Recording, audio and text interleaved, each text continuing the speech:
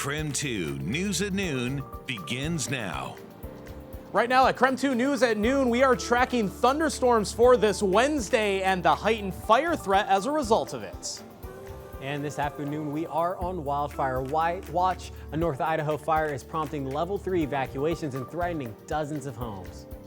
Plus, day 3 of the RNC, where all eyes are on the new GOP vice presidential nominee.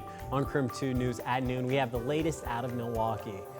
Hi there, everyone. It's good to see you. Welcome to KREM 2 News at Noon. I'm Brandon T. Jones in for Laura Papetti today. And as we get things underway, today is a weather alert impact day, and we're tracking high fire danger because of dry thunderstorm threats. Let's go ahead and head over to meteorologist Thomas Patrick now with the latest. Yeah, thank you, Brandon. And yeah, we're going to focus a lot more on the thunderstorm chances today and just leave the heat be the heat for the rest of this week. So dry thunderstorms, that means we get all the thunderstorms, but not as much rainfall, and therein lies the threat of these thunderstorms for this afternoon, because those lightning strikes can spark new wildfires. So that's what we're going to be monitoring from now through the midnight hour. And thankfully, at the moment, not seeing any thunder or lightning over the inland northwest. But the cloud cover is definitely increasing at least a little bit. Notice how everything is drifting from south to north through the area, but no rainfall just yet. Hence is how dry the air is to work with here.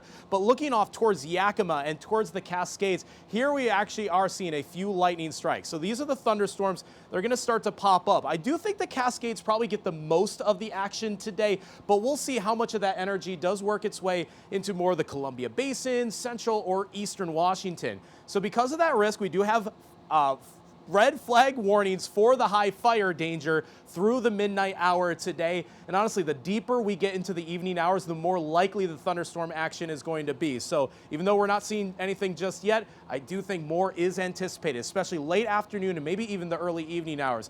And by the way, it's just as hot as it was yesterday. Even with this cloud cover, we're still going to get into the upper 90s today. So coming up, we'll show you our forecasted computer model and show you how these thunderstorms will be passing through our region and how hot the upcoming weekend is going to be compared to our record highs. Those details are coming up in about 12 minutes. Well, it's already hot. Thomas has his sleeves rolled up, and while we're under this weather impact alert, we want to help you stay safe. Today, the city of Spokane's cooling centers are open for people to use during the extreme heat. The goal here is to provide a place for people to go to stay safe in the dangerous heat. City code says cooling centers have to open up when temperatures are forecasted to be 95 degrees or higher for at least 2 consecutive days. So if you need to go one, check this out. Here's a list of the Spokane libraries and the main ones: the Central Library, Liberty Park, Shadle Park, Hilliard, South Hill, and Indian Trail libraries are all designated cooling centers. There's also more support available at the Trenton Resource Center. If you need a ride, Spokane Transit is offering a free ride if you are heading to a cooling center. Meantime, in Kootenai County, if you need a place to cool off, here's a list of places that you can go. The cooling centers are at the libraries across the county. You can see them right there on your screen. Be sure to check out the hours before you go. They do vary by location. The North Idaho Service Directory is really a great resource during this heat wave. You can find more help at the website right there on your screen. Plus, of course, getting into the water is always great. Plus, the splash pads around Spokane are also a fun way to keep the family cool. Aquatic centers are at AM Cannon, Comstock, Hilliard, Liberty, Shadle, and Witter. All of these locations offer open swim Monday through Saturday from 1 to 4 p.m. so you can beat the late afternoon heat for free with your Splash Pass. To sign up for the Splash Pass and learn more about lap swim, head to the website there at the bottom of your screen. Now to a wildfire alert. Level 3 go now evacuations are still in place for a wildfire burning near Kendrick, Idaho, just east of Moscow. It's being called the Texas Ridge Fire. Yesterday, it jumped from 150 acres to 1,300 acres. At this hour, it is 0% contained. It already has burned 4 buildings. The Latah County Sheriff's Office says the fire is currently moving northeast. Latah County Sheriff's Office shared this evacuation map. If you live in these areas, we put this map on our website, krem.com, and we will update it as things change.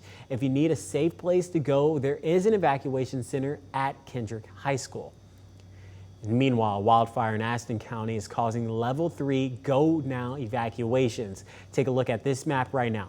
Anyone living in the Cougar Creek area all the way to Highway 129, you need to leave right now. The Department of Natural Resources has called in air support.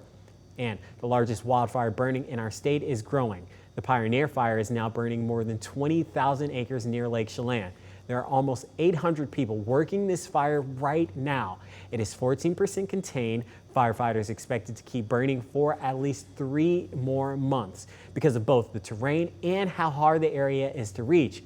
Air quality has been hit in the area from all the wildfire smoke. It's considered unhealthy for sensitive groups north of Lake Chelan, and it's expected to stay there throughout this week. The Chelan County Emergency Management says the Pioneer Fire was started by a person. The investigation is ongoing, but in the meantime, fire officials are reminding everyone a statewide burn ban is in effect right now throughout the entire state. The Washington Department of Natural Resources issued the ban last week, and this means burning of any kind on DNR managed land is not allowed. The new order also bans outdoor burning, campfires, or using charcoal. Prescribed burns on forest lands are not allowed either, and the ban is in effect until September 30th. Also, a reminder, a burn ban is already in place in several cities across Spokane County. Today, the woman suspected of starting a fire that destroyed the Army surplus store in Sandpoint is expected to be in court. Sandpoint police arrested 50-year-old Jennifer Meyer yesterday. Police say surveillance video shows her approaching the Army surplus store the night of July 4th. It was scary. So they shut the power off. We couldn't sleep, so we just stayed outside and with our babies, with our dogs and stuff. In the Pinecroft Mobile Home Park in Spokane Valley burst out overnight.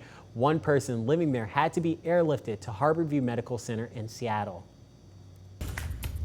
All right, still ahead is the extreme heat driving up your bills. In 2 minutes, we've got the money-saving tips you need through the high temperatures.